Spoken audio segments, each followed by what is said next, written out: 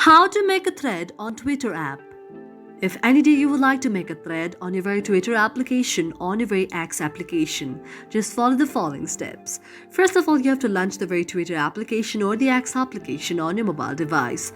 For that, you can go to the search icon on your mobile device, search X application out there and launch the X application.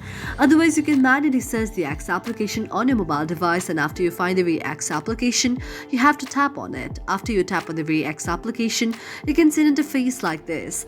Now you have to go to the very feather-like icon, that is the plus icon on the downside, and after that you can write anything out there. You can write anything. For example, I've written I'm good. Now in order to add the threads there, you have to go to the plus icon there, and again you have to write any other thing, I am beautiful, or any of those like of things. And after you tap on this, again you have to go to the plus icon on the downside, and just you have to tap anything out there and then go to the option of plus again, and you can again type any of the things there. And after that you have to go to the option of post all, and after you tap on the option of post all, this way you have created a thread on your very X application or your very Twitter application. Thank you for watching our video, and if you really like it, do not forget to subscribe our channel.